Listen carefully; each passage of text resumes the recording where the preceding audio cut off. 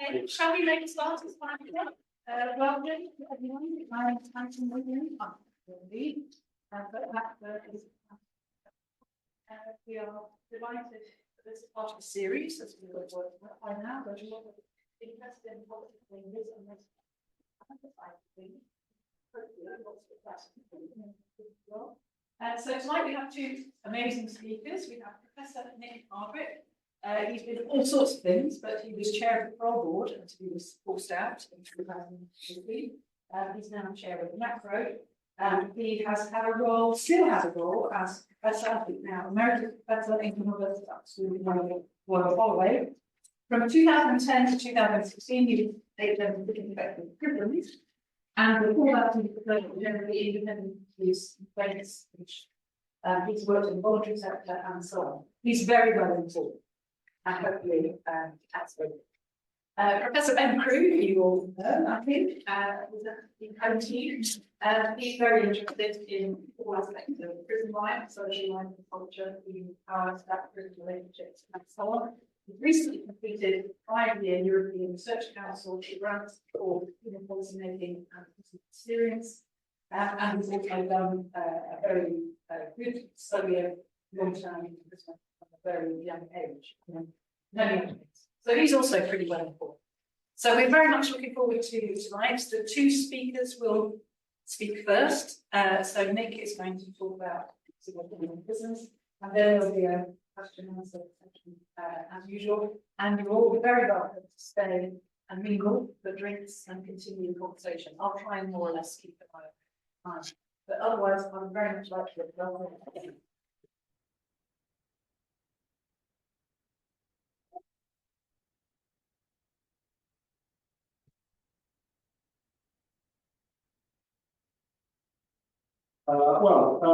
Thank you, and Alison. It's a real pleasure to be here, and especially with Ben, whose work I admire. This is, of course, the 31st of October, Halloween. So I thought I could make a really bad joke about Labour policy trick or treat, but I would have to look at that. What I'm looking at is key prime justice goals of the new government. Which today the headline is getting a grip on our prisons and reducing reoffending. That was heading the section of Labour's manifesto that discussed prisons and reoffending. So what I'll try and do today is set out what we know about how the Labour government and stuff get a grip on this, how those plans have developed, and the challenges that they goes on. Rather inconsiderate, and I wrote this, the technology announcement, which I wrote up to and including the budget yesterday. And this is very much a developing picture in a sense. You can see the thinking develop as time has gone on and they learn more about what they're dealing with. But there are, I think, some as yet unresolved contradictions at the heart of the government's approach. Because there are both some very difficult operational issues to resolve, and just as important, in my view, a debate to be had about the purpose of prisons. What is it that, if anything other than reducing reoffending, the Labour government thinks prisons are for, if indeed reducing reoffending is the purpose? I'll conclude with a few words on how I think research can help us understand some of these issues better. So, prior to the election, the Labour government announced 5 key missions, of which Take Back Our Streets was one. And a document issued by the Labour Party on the 9th of June before the election this year stated what it would do about prisons as part of that mission. Labour Party prisons policy, how we will fix the prisons crisis and keep criminals behind bars. Overcrowding has made our prisons a powder keg waiting to explode and led to the government instructing the police to arrest fewer criminals and deliberately delay court hearings to send the flowing to prison.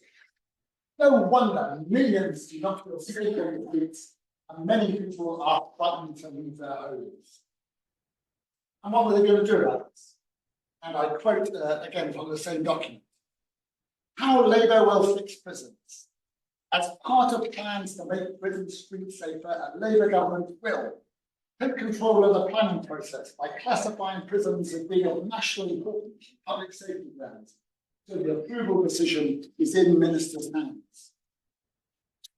Deliver the 20,000 promised jail places to ensure there's always enough space to look up the most dangerous offenders. Bring together prison governors and local employers to create employment councils to drive down reoffending, linking offenders to training and jobs, reducing the burden and capacity in the long term. I think crisis is an overused word, but it is, I think, an accurate description of the state of the prison system prior to the general election. In October 2023, in one of many such warnings, the president of the prison governors warned that there were only 300 places left in adult male prisons. And the right, crisis, where are we? Crisis. So the Prison Governors Association warns there only 300 places left in the male prison state. And the government was involved in an increasingly desperate scramble to keep the crisis at bay. Prisons were re-rolled, older prisoners were admitted to some wise, category A prisoners moved to the category prisons. Police cells were used to hold prisoners until a prison place became available. Home detention curfew was extended. The introduction of and repeated extensions to under custody supervised license saw over 13,000 prisoners released early. And despite record court battles, Crown courts were asked to consider alternatives to custody for harder prison conditions, and a brake was put on trials to reduce the flow into prisons. So if you look at this, in March 2023, the Court of Appeal in Crowe versus Harry determined that the courts should take prison conditions into account when deciding whether a custodial sentence was appropriate. And in making its judgment, the court quoted from a letter by the then Deputy Prime Minister and Lord Chancellor, Dominic Raab, no less. And he wrote to the Lord Chief Justice, and I quote, "You will appreciate that operating very close to prison capacity will have consequences for the conditions in which prisoners are held.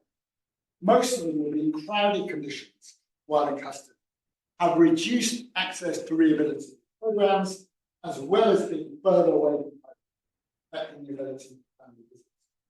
Prisoners held in police cells under Operation Safeguard will not have access to the full range of services normally offered, including rehabilitation programs. Magistrates' sentencing powers, which had been increased from 6 months to 12 months, were reduced back to 6 months again in March 2023. And the explicit intention of this change was to make a short-term reduction of 500 places in the prison population by delaying the resolution of cases. And these capacity issues alone don't capture the distress caused by delayed trials, the grim prison safety data, the squalor in prisons that was regularly exposed in reports by the Chief Inspector of Prisons, and as Dominic Raab himself acknowledged, the lack of work to prevent reoffending future victims, and the long-standing concerns about disproportionality in the sentencing and treatment of black prisoners, and about the system's inability to cope with a growing number of older prisoners. And this data, I did, these figures I put up, these slides a few days ago, They've issued new data today, and it's even worse. The levels of self-harm and assault are at the highest in the data series since 2000. Now, this might be justified if there was some evidence this growth in improved imprisonment reduced reoffending, or was an efficient use of scarce resources. But there's not. After a period of modest improvement, the proven reoffending rates after 1 year are beginning to climb again. All adult offenders, about 26%. Adults released from custody is getting on to 38%, up 3% from a low point in 2015. And from those released from custodial sentences of 12 months or less, the proven reoffending rate is about 57%. And the cost of this is horrendous. The previous government estimated the cost of 20,000 extra prison places at £3.75 billion. Overall resource expenditure on prisons in 2022-23 was £4.2 billion. The annual cost of a prison place is £51,700. So, once the election was over, the new government sent out an immediate signal, I think, with the appointment of James now Lord Timpson as the prisons minister, and it's welcome. That Timpson was very clear that his understanding is that he's appointed for the full term of the government.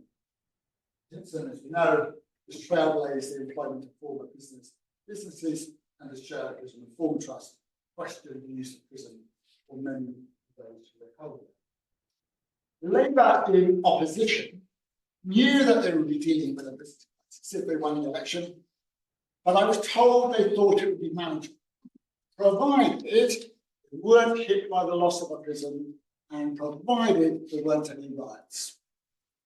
So, within days of taking office, they were hit by both.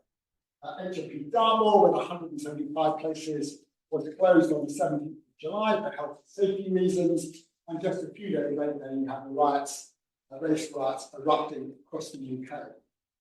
And the consequence of that was to put even greater pressure on an already dangerously overcrowded prison. And it just about held out until the population fell after the implementation of a policy known as SDS 40 in the 10th of September. Policy developed and not implemented by the previous government, which allowed most prisoners to be a standard determinant fixed sentence, SDS, to be released after they'd served 40% of the sentence rather than 50%, which had been required before. And they think between 5,000, 6,000 prison spaces are predicted to be freed over time by the scheme in the whole. But that has created a breathing space, but it's widely acknowledged that without further action, prisons will be full again by next summer. So the government's begun to flesh out how they'll use that breathing space to put in place some longer-term reforms. So in a speech to the Labour Party conference last month, Shabana Mahmood, Labour's Justice Secretary, justified the use of SDS 40 by arguing that when she arrived at the Ministry of Justice for the first time, in her own words, within minutes, I was told our justice system was on the point of collapse. Within weeks, our prisons were overflowing. And she emphasised, justice demands crimes are met by punishment. The last government put that principle at risk. And she went on to announce the government would launch a new body, the Women's Justice Board, told to be clear, she said, reduce the number of women going to prison, the ultimate ambition of the women's. In a speech to the Prison Governors Association, the start of this month, Simpson's also emphasised both punishment for the most serious offenders alongside more effective measures to reduce reoffending, including strengthening prison leadership and officer training, and responding to needs of the problem.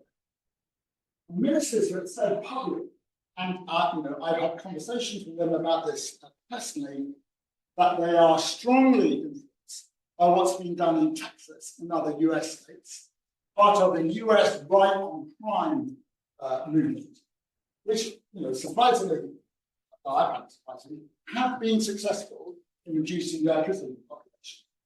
And typically, these schemes place emphasis on diversion, early release for good behaviour, and participation in education programs, and better post-release support and supervision. So this then came to a head on 27 October. The Justice Secretary announced a widely trail sentencing review, but at the same time confirmed a commitment to provide an additional 14,000 prison places. And the sentencing review will be led by David Gork, who had something to do with my disappearance from the poll board, but I integrate. So the sentencing review is going to have three core principles: punish serious offenders, protect the public, and make sure there is sufficient prison space available; encourage offenders to turn their backs on crime and keep the public safe. And explore tougher sentences outside of this, cut crime by making the best use of taxpayers' money. I'm not going to go through all of those things, but essentially we're told the review will examine long-term solutions, including community alternative prison, how technology can assist community supervision, the use of short sentences, sentencing framework for longer sentences, and how they're managed, needs or vulnerabilities for specific cohorts such as young adult offenders, older offenders, women, prolific offenders, and the sentencing for offences primarily committed against women and girls. They will, however, exclude imprisonment for public protection, use of remand, youth sentencing framework, wholesale reform of the murder sentencing framework, and have court resolutions. And speaking to the House of Commons, the Justice Secretary said, "This government will build the prisons that the last government promised but failed to do. In seeking a lasting solution to our prison crisis, we must be honest in a way our predecessors were not. We cannot build our way out of this problem." Recognising that the sentencing review did not produce results quickly enough to prevent the prison population again reaching crisis levels, she announced a series of further immediate measures: extension of the maximum period eligible prisoners to spend on home detention curfew, 12 months, changing the policy of risk-assessed review to enable it to be used in a greater range of cases. That essentially allows some recall prisoners to be reduced by a ministerial decision without a parole hearing, and identifying ways to speed up the removal for national basis. And then the most recent part of this jigsaw was the budget. Yesterday, so the Chancellor pledged 2.3 billion over 2024, 2025, and 2026 to provide thousands of new prisons. And at first glance, that looks to me about the sum you'd need to build the 14,000 new prison places on their calculations. There's also about 500 million for prison maintenance, about half what the National Audit Office estimated in 2020 was necessary. And it's fair to say that budgets for other departments will, of course, also have a huge impact on whether the offending rates increase or decline. And there's a promise to examine tough alternatives. So to summarise overall, there are contradictions or tensions in what the government is saying. On the one hand, we can't build our way out of prisons, reducing demand on sentences, using technology, boost community alternatives, reduction in the use of prison staff, particularly women and other vulnerable. The potential of more serious offenders to earn release early through good behaviour, better diversion post-prison supervision, and using more capacity to improve regimes of public activity with better leadership and training.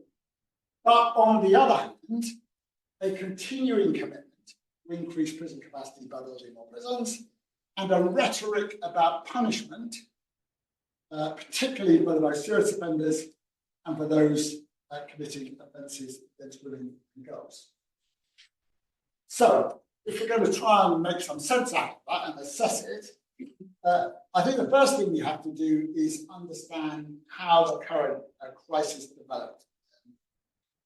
So if we look at what's happened to the prison population, I think this audience will be familiar with a lot of these figures, but worth maybe reminding you. When I started work in 1980, the prison population was 42,264 on average. On the 6th of September this year, before the EDS 40 releases, it reached its highest ever level, 88,521. Monday this week, after 2 rounds of EDS 40 releases, it was 85,867. The most recent government population projections, published in February this year, suggest that the prison population in England and Wales is expected to increase between 94,600 and 114,800 by March 2028, with a central estimate that you see there of 105,800. And if you look at 105,000, and if you look at how that matches current and future capacity, and this Monday, the operational capacity is the limit in shorthand to how the private prisons will be, was about 89,000. We have headroom of about 3,140. That's for the prison population as a whole. Of course, those pressures aren't distributed evenly. Pressures are greater in different types of prison and across different regions. As I've said, the previous government promised to build an additional 20,000 prison places, and Labour have doubled down on this commitment, and they promised a 10-year capacity strategy, setting out how they would accelerate the planning process for new prisons. But in March this year, just less than 6,000 places have been delivered, the 20,000 have been promised, and it's the government's pledge to do another 14,000 that gives you the 20,000 overall. But only another 1,500 are promised before 2020, are expected before 2027. At the earliest, the remaining 12,500 are going to be in a mixture of new large prisons and the expansion and refurbishment of existing prisons. And even if they achieve this, it simply won't be enough or happen quickly enough if the population continues to rise at the current rate, as the Justice Secretary acknowledges. And even if the government does manage to overcome the planning hurdles with the promise of streamlined planning process, the practical difficulties of getting these projects built and open shouldn't be underestimated. Prison building programs have been promised before, I think about 3 or 4. It's a serious point to say planning shouldn't be based on the assumption that the prison building program miraculously will be the only major government construction project completed on time and on budget. Now, the current prison population was done before the various early release and before the summer riots. So we don't know how reliable it still is. And shortly after the general election, the new Lord Chancellor promised to provide an annual prison capacity statement. In the meantime, the underlying population appears to be an increase of about 100 million. If you look here, right, the green line is capacity, the red line is prison population. So you can see what happens is the prison population, this is from 2020, the prison population falls after the implementation of one of the early releases. They let a load of people out, and then relentlessly rising on pretty much the same trend line. Do the maths. If it's growing at 100 a week, that's 5,200 a year. If nothing changes, the system runs out of space again within a year. You think of it like a bar, right? The water is coming in at the same rate. The water is coming in faster than it's going out. So the bath is in danger of overflowing. You can delay the problem by kind of bailing the bath out a bit, right? But as soon as you stop bailing, the bath starts to fill again. Right? And that's what this graph is showing. And of course, prison capacity is not just a feature of the physical space. It's also a question whether there are sufficient experienced staff to manage the prison safely and peacefully. If you look here, this is the red bars are operational staffing numbers, obviously in bands, they go 3 to 5. And they've largely recovered from the disastrous cuts at the midpoint of the last decade. But the proportion of experienced staff with 3 or more years service, which are the blue columns, have fallen from about 87% in 2010 to about 57% in March 2024. And that proportion of experienced staff has dropped over the last 3 years. Maybe tips and advice to do something about officer training retention will make a difference, but there's an immediate problem with a lack of experienced staff now. And that crisis hasn't come out of the blue. It's been clear it's been coming, the capacity crisis, for anyone who cares to look at the data. And so let's look a bit at why that growth. The government's own population identified 3 factors behind the growth in the prison. The first, growth in police charging and prosecutorial activity. Second, falling Crown Court rates. Crown Court case rates, we'll come back to that. Falling rates. And changes in sentencing policy for the most serious offenders. So as the population protection themselves, the impact of police charging and prosecutorial activity in the prison population is hard to predict and depends both on the number and types of cases brought to court. We know, for instance, that the government intends to increase that for offences against women and girls, but we don't know how far this will go. Moving on to Crown Court cases, it's important to note that contrary to what some well-informed should know better, assert, reducing the court backlogs will, in the short term, then rate, increase the population, not decrease. Unlocking the court backlogs too quickly, it creates a surge in demand, moving down the criminal justice pipeline into prisons. It's worth quoting from the official population projections themselves. Quote, alongside incoming demand, the size of the prison population over 2023 to 28 is also expected to increase due to courts addressing growth in outstanding caseload that's been seen since 2020. Right? So the better the courts get at dealing with their backlogs, the greater the pressure on prisons.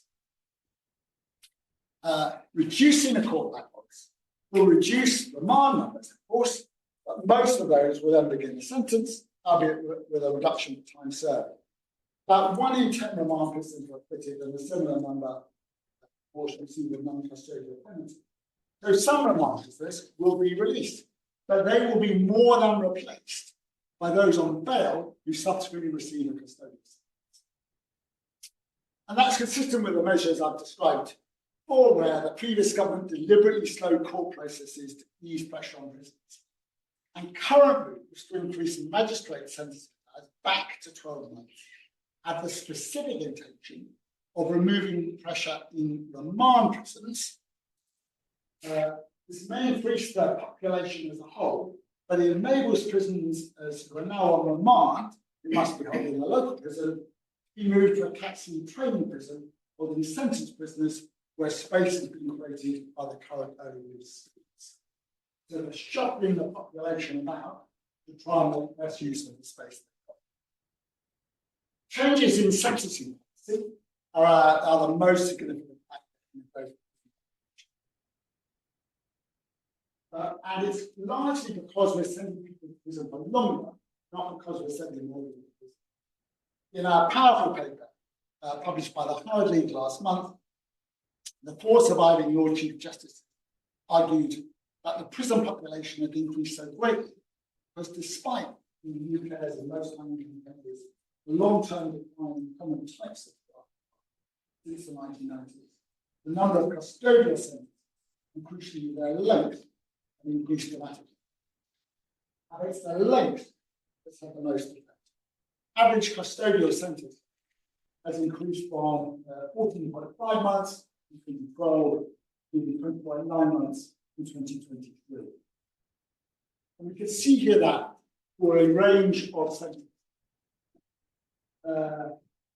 Now it seems, if you look at some of those types of offences, some of those increases, it seems very intuitive, it seems very unlikely to me that this increase in sentencing acts as an additional deterrent. Look at the figure for robbery, for instance. Average sentence has increased from just over 3 years to just under 4. I just don't believe that has any extra deterrent effect or reduces risk when those offenders will be. And all of that determines who's in it. In addition to the number of remarks, we see 2 areas where the prison population is growing. So if you look at the chart up here, right, the grey chunk at the bottom, that's remarklessness. You see that's grown between 2015 and 2024. Right? The brown lump at the very top, that's recall. You can see how that's growing. Up for sentence business, the only area of increase is longer sentences of more than 10 years. You divide the prison population up by sentence. The only area of growth is prisoners serving a sentence or determined sentence for sentence prisoners if are serving a sentence of more than 10 years.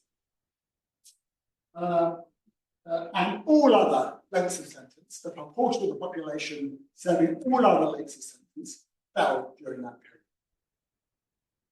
So the 4 Lord Chief Justices, I think, 4 set out their views for the reasons for that. And they said legislative changes have been the obvious drivers of sentence inflation. The introduction of statutory starting point for the minimum term for murder in Schedule 1 of the Justice Act by the last Labour government was one part of the deliberate toughening of mind of the agenda. But Schedule 21 is only one example. There have been very many criminal justice. Practically massive. For example, causing death by dangerous driving, and introducing mandatory minimum sentence. For example, farm. And they continue. In 2023, the Justice Committee of the House of Commons suggested that increased sentences are a result of government-led inflation in response to a perceived hardening of public opinion towards serious crime, often in response to public concerns arising from individual cases. Yet it's well known that the public has a poor understanding of sentence, receiving most of their information from media reports and individual catastrophic cases. And it's worth saying, I think, that contrary to what sometimes suggested, that the number of prisoners serving sentences of less than 2 years fell during this period, to now just over 6,000. The government is right, I think, to identify a concern about prolific offenders. I don't underestimate the harm they create, but any attempt to do more about people serving short sentences, I think I'll be under pressure to do something about prolific offenders, and many of those are people who are given much short sentences. And also, well, noted, I think that the independent public protection IPP prisoners are excluded from the sentencing review. I think that's a big topic, and it's so right. I'm not going to go into it now, but I think there's a real injustice happening there. I want to say something about recall cases. The number of recall cases almost doubled between June and June. In the year to March 2000, a total of just over 1,200 people were recalled in the year to March 2024, that bring to 28.5%. And you can see, right, that here, right, the main reason for recall was not because someone was suspected of causing a criminal offence, it was for non-compliance with license conditions, right, which can be a relatively trivial breach. In fact, in the figures released today, the recall population has gone up by 44%. Suspect that's a lot of people who were released early and then subsequently removed quite quickly. Is the reason behind it. There are two broad reasons for the increase in the recall population. First, the number of former prisoners subject to license conditions and therefore risk of recall has increased. The Offender Rehabilitation Act on 2015, which extended mandatory post-custody supervision for the first time for those serving prison sentences of less than 12 years. That was another post-grading period. So those prisoners then were brought in reach of the statutory supervision could be recalled. And I think the CTS has become more risk averse. Right? Not, I think, risk averse about harmless offences might cause, but risk averse of the total damage to the seeking way back into the organisation. If we look at the time, we looked at a bit at the credibility of some of the plans for what the government's going to do about this.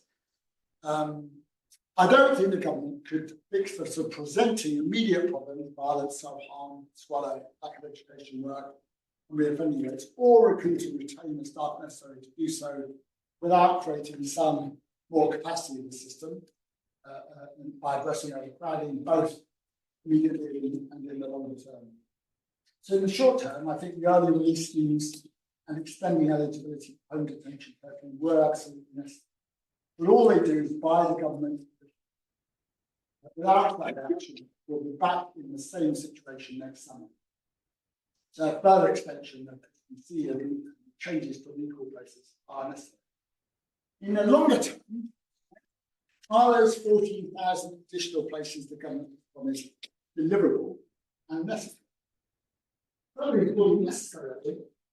As I understand it, work started on about 4,000 of them. Because even if the government were minded to do so, I don't think they could slow the growth of the prison population sufficiently to avoid the need of some. If they did those 4,000 places, that would bring us a total of about 10,000 units. Adding the 20,000 previously promised. So then do they need to do that other 10,000? And then I think that brings us on to the question about whether the government could and should reduce the projected increase in the population. Well, reducing numbers of remand prisoners, I don't think that has much effect on the population I've discussed. I don't think they'll be able to do much about national prisoners. Last government tried, they reduced the number of Albanians by 200, many that's as far as they could go. I think the recall population is an area where you can make a reduction by making some of those doing short sentences not subject to license conditions.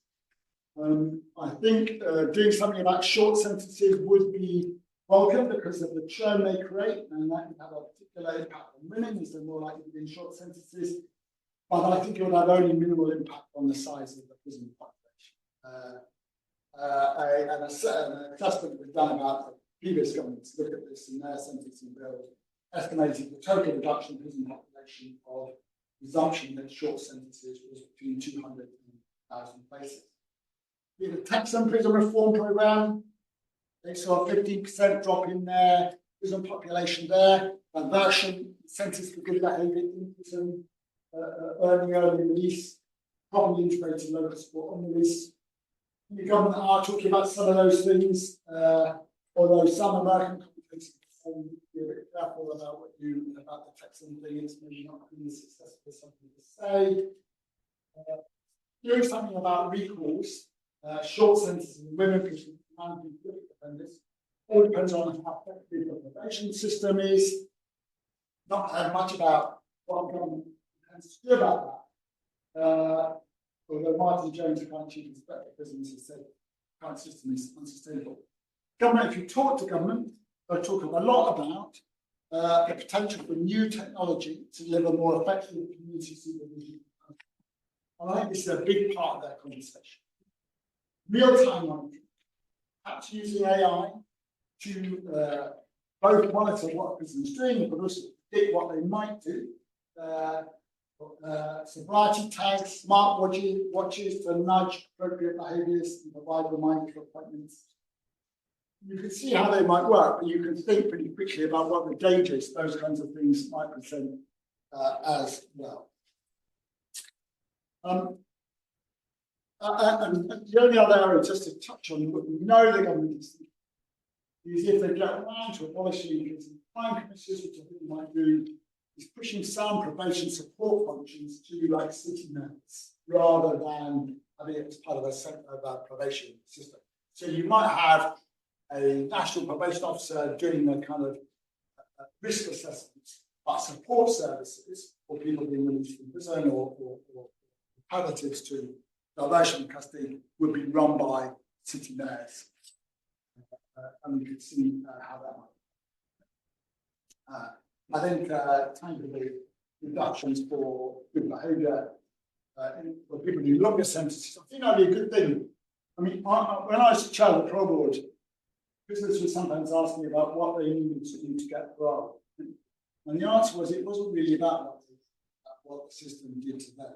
So I think there are some benefits in saying, look, okay, if you go to education, you go to whether it might be that or maybe help you get time off your sentence.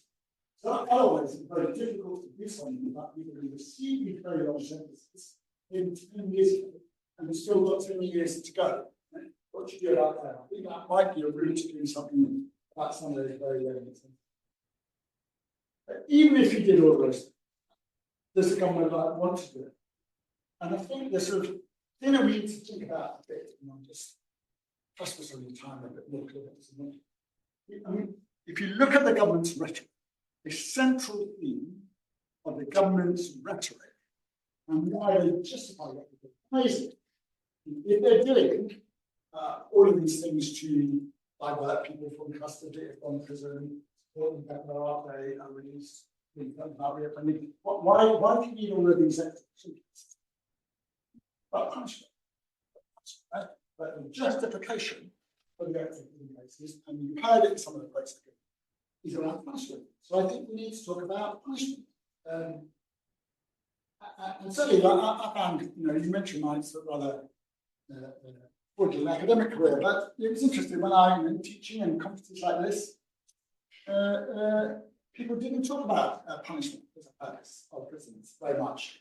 Crewe would be briefly introduced to the world in first-year students, but the idea about punishment he and others discussed didn't really largely ignore thereafter. But punishment is a central theme running through the Justice Secretary's remarks. For example, the first principle of the review will be to protect the public and make sure prisons punish serious offenders. And we know that when the cry for justice goes up, after some particularly egregious public scandal, particularly dreadful crime, when that cry for justice comes up across the political spectrum, I think what we mean by justice is that some individuals should face punishment for what happened, what they mean. And a paper by the former Chief Justice I referred to earlier, argued increased sentence length as a result of government-led inflation in response to a perceived hardening public opinion towards serious crime, often in response to campaigns arising from individual cases. This is a bit of study I got from our organisation called More in Common, where people were asked, which comes closest to your view? The blue is we send too many people to prison, red is we don't send enough people to prison, and they divided that by categorising the population. I think it would be true to say this population is mainly progressive activists and civic pragmatists, but perhaps not. But the categories that are getting a response from which go further down the chart.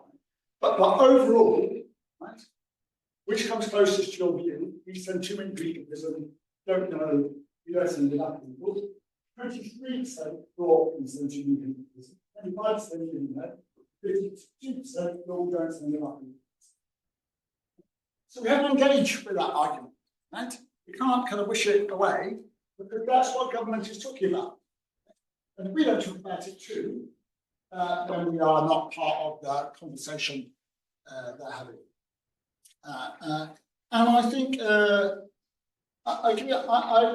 can't tell you said this before. I thought a lot about this. I was at a Longford lecture.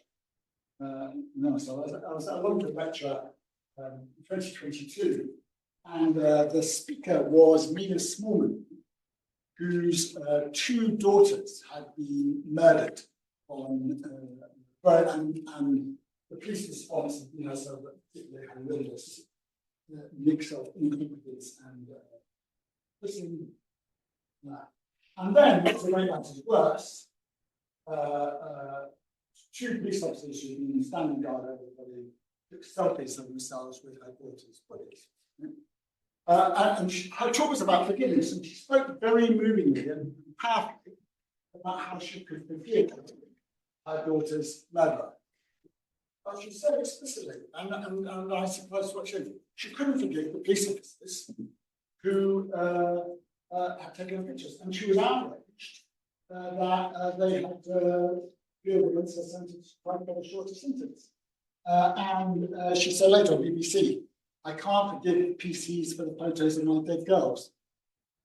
And the audience in the Longford lecture, which is a in favour of prison reform sort of audience, a lot of people there clapped her very enthusiastically. We all agree, I agree. So, and then I thought about afterwards, well, why do I didn't agree with it, but why did I think that? Because a few of those officers, why did they need to go to prison? It wasn't as deterrence because they'd been sacked and the public program that you'd have thought that would be, I'm not sure prison would have added much deterrence to who. They weren't going to do it again. Did they need to be incapacitated to prevent them doing it again? Well, they'd been sacked from the police. They weren't going to be in a position to do it again. Did they need to be rehabilitated? Sure, whether they did, and if so, what they would need that couldn't be delivered in the community. The reason we all thought they should go to prison, me included, was because their offence was so despicable that there needed to be some expression of the kind of outrage we all felt about what the gun in prison felt a suitable way of doing it. And I made that point because I don't want to sort of, I felt that along with everybody else. And I sort of thought subsequently about, well, why did and so I think, right, if we are going to tackle the government's argument about the need to be locking more people up, engage, I think, in this quite divided kind of government discussion out there, where I'm not we want to do more rehabilitation, we want to do more diversion. On the other hand, we need more prisons so we can lock lots of more people up. There's a kind of real contradiction, I think. If we're going to engage that, then we have to engage about the discussion about. And sometimes we make it a bit easier by ourselves. We muddle it. We align punishment with deterrence or rehabilitation or implementation. When we say prison doesn't work, what then means it works if you're going to punish people. That's what you mean, and it does work if that's what you want to do. I don't think people up. That's all it's about. And I think we need to probably think about if we're going to engage them, then there's that we don't think it's right in themselves. Or if we don't think that, we want to engage in it, then we must have a conversation about how much punishment. Why do we need to punish people much more than we did like a decade ago? Can we punish people in other ways than lock them up? Why do we need to lock them up for so long? Now, this kind of gets you into the areas of sort of legal philosophy, which isn't my area, and there's probably other people who get better to talk to about that. Who goes on? So my point isn't really that I want to answer. If you want to engage in a conversation, in the debate in the government system, that is supported by more than half the population, according to surveys, I don't use it, then you have to engage in a discussion about punishment. And I think what we need is the legal sort of philosophers to start getting involved in what does this mean? And I just finished and just looking at some there are just ideas about further research. I won't go through them all, but I think, right, but ultimately, I think it's important. I think that the people who are involved in prison reform and practical prison policy need to engage more with legal philosophers. In the end, like, what is prison for? Answering that question in a kind of practical way, again, I think helps address some of the practical challenges that the government is talking about, and intervenes in a debate where I think minds are not yet fully made up. And on that note,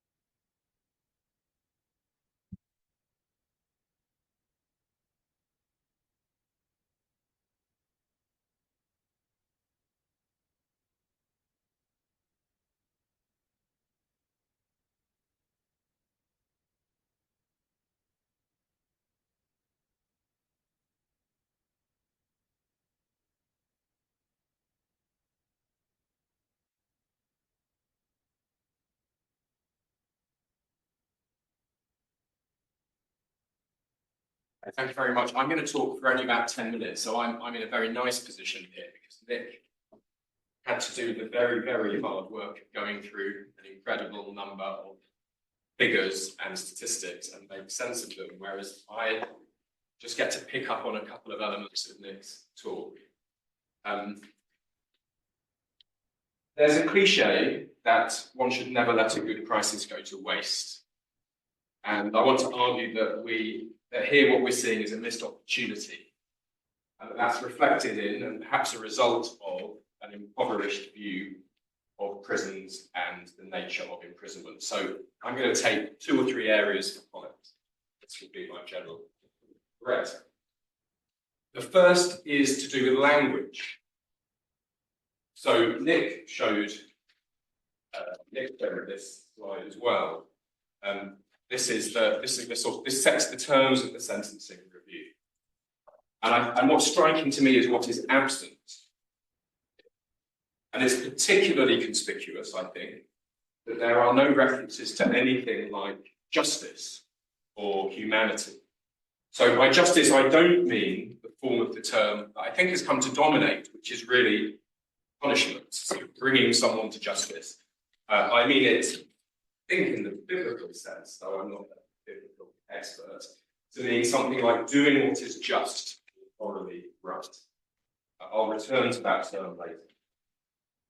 For now, I just want to point out that prisoners as actual people on whom punishment is inflicted, or to narrow things to the terminology we see here, people who are meant to be motivated to turn their backs on crime, seem to me to be really absent from this wording in any meaningful sense.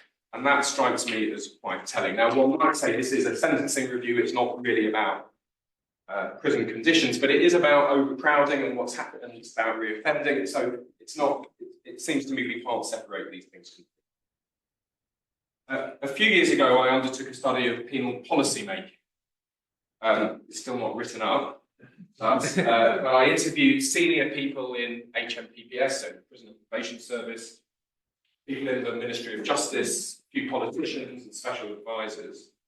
And I was really struck by the increasingly abstract nature of discussions about prisons and imprisonment, the further up into the corridors of power I went. And in some ways that's understandable because civil servants within the MOJ and politicians are making their decisions at a high level of abstraction. And the kind of grammar of their speech about all of these things is overcrowding and reducing reoffending and how much headroom there is in the system, and so on. Few had ever entered a prison or spoken at length with anyone serving a sentence. And I often ask, when there are discussions about policy, who is it around the table who asks what will the actual impact be on actual people within the prison? And often the answer was no one, or the people from HMPPS working at headquarters who actually had experience of running prisons, that they would be that voice, but that sometimes the voice was completely absent. And this is not inevitable. So my colleague Christian Mjørlund conducted the equivalent interviews in Norway going to be a bit boring about Norway, and I apologise because I know it's too easy to talk about Norway. But he found something very different, so a much deeper feel among MPs, ministers and officials for the nature of imprisonment and a sensitivity of what it means to deprive people of their liberty. I messaged Christian yesterday to check that I'd remembered something correctly. He reassured me that I'd remembered it well, which was that one former minister, a Norwegian MP, said that she missed the abolitionist scholar Nils Christie and other criminologists who had raised critical and normative questions about the point and impact of incarceration. That feels very different. So what is the discourse that we're seeing here? I think it looks like a rather muscular and punitive version of what Allison has called effectiveness, a rather managerial way of thinking about the crisis. And Nick used this metaphor of the bathtub, of water flowing in more quickly than it flows out. I think that's very apt as a way of describing the kind of current discourse around the crisis. It's almost certainly the kind of model that civil servants are working with: diversion, early release, post-release support. This is about getting the water out or stopping it coming in. And I understand why, and it's very hard for prisons to be productive when they are overflowing. But I think it's regrettable if that way of thinking forgets what the bath is actually for, or if the bath itself is absolutely filthy. So if I were to commit a serious offence this evening, while walking to have dinner with Nick, I might well end up in HMP Bedford. This is HMP Bedford. This is taken from its most recent inspection report, some photos and some quotations. I'm not going to go through them all. But it's worth spelling some of this out, even though it's in a way very obvious. It's very likely that I would be sharing a cell with a stranger for close to 23 hours a day. I'm not sure that all cells look like the ones here, but I think plenty probably do, and it's worth looking at their reports, which is shocking. The person I'm sharing the cell with might be unstable or mentally unwell or coming off drugs or in deep distress. And even if he were in none of those states, I would almost certainly be very fearful. Perhaps so fearful that he might assault me or steal my stuff while I'm asleep, that I would not be able to sleep or would not want to go to sleep. That is what people in a recent study told me and my colleagues about the realities of cell share.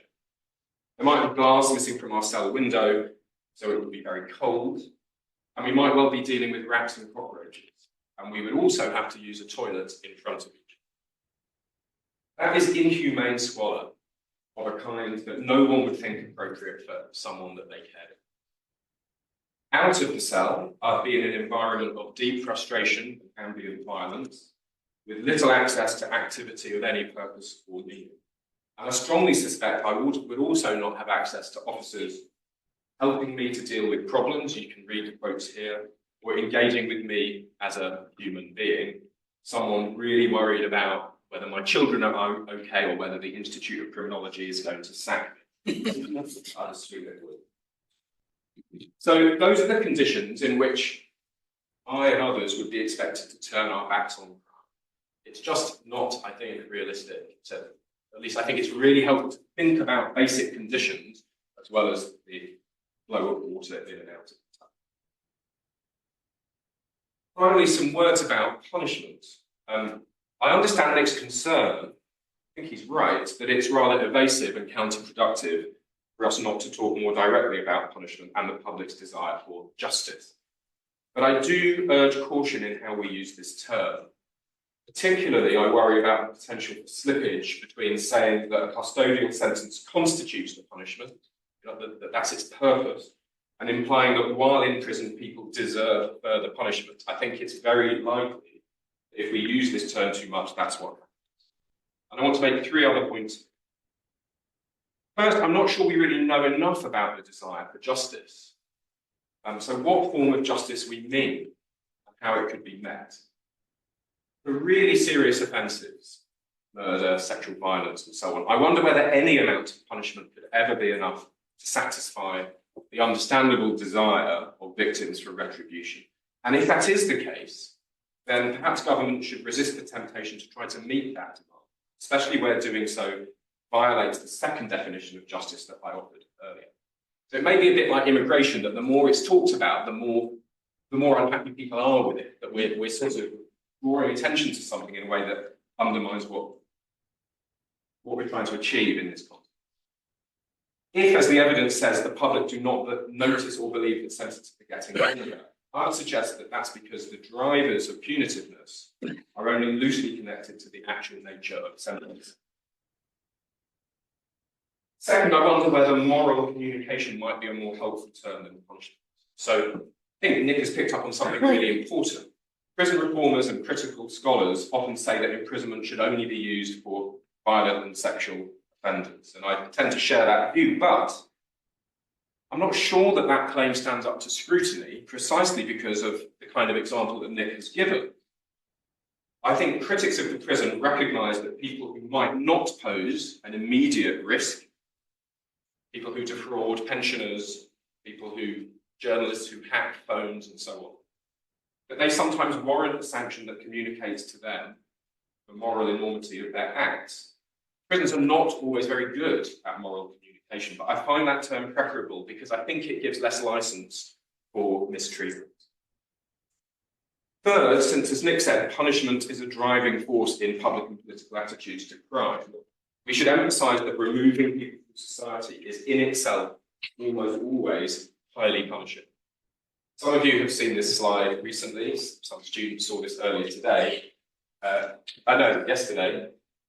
So I apologise if you're bored a bit, but this shows the 5 problems felt to be most acute, organised moving to different prisoner groups. Missing somebody is rated by all of these groups as the most severe problem of imprisonment.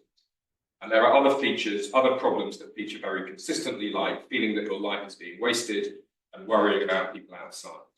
And this should indicate that however decent a prison might be, the basic state of being imprisoned generates considerable anguish of a kind we should not find hard to identify. So, yes, so I suppose my point is that prisons are meeting this purpose of punishment without really trying, and we need to make that really clear in public conversation about what prisons are for and how we use them. Last slide.